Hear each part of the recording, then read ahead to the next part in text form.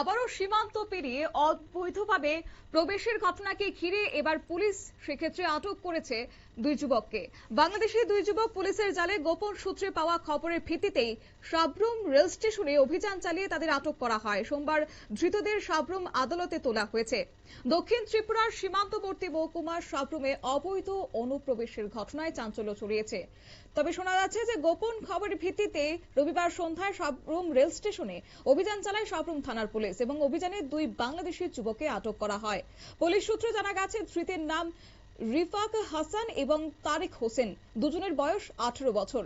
রিফাক হাসানের বাড়ি বাংলাদেশের কুমিল্লা জেলার শ্রীমন্তপুর এলাকায় এবং তারেক হোসেনের বাড়ি চট্টগ্রামের হাটহাজারী এলাকায়। প্রাথমিক জিজ্ঞাসাবাদে পুলিশ জানতে পারে তারা বাংলাদেশ থেকে সীমান্ত অতিক্রম করে ত্রিপুরায় প্রবেশ করেছে। অভিযোগ, বিলুনিয়া সীমান্ত দিয়ে অবৈধভাবে ভারতে ঢোকার পর তাদের মূল লক্ষ্য ছিল কলকাতায় পৌঁছে যাওয়া। পুলিশ আরো জানতে চেষ্টা করছে এই দুই যুবক কোনো দালাল চক্রের সাহায্যে সীমান্ত পেরিয়েছে কিনা এবং তাদের ভারতে আসার পেছনে অন্য কোনো উদ্দেশ্য রয়েছে কিনা সেই বিষয়টিও খতিয়ে দেখছে। তবে সীমান্তবর্তী এলাকাগুলিতে নিরাপত্তা ব্যবস্থার উপর জোর দেওয়া হলেও মাঝে মধ্যে অবৈধ অনুপ্রবেশের ঘটনা সামনে আসছে।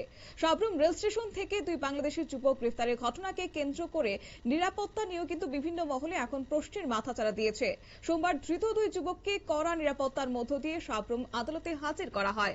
আদালতের নির্দেশ অনুযায়ী পরবর্তী আইনি প্রক্রিয়া চালানো হবে বলে পুলিশ জানিয়েছে। তবে যাই হোক, এই সীমান্তে অবৈধ অনুপ্রবেশ যে চেষ্টা যে অব্যাহত রয়েছে সেই বিষয়টা কিন্তু পুনরায় স্পষ্ট হয়েছে। আবার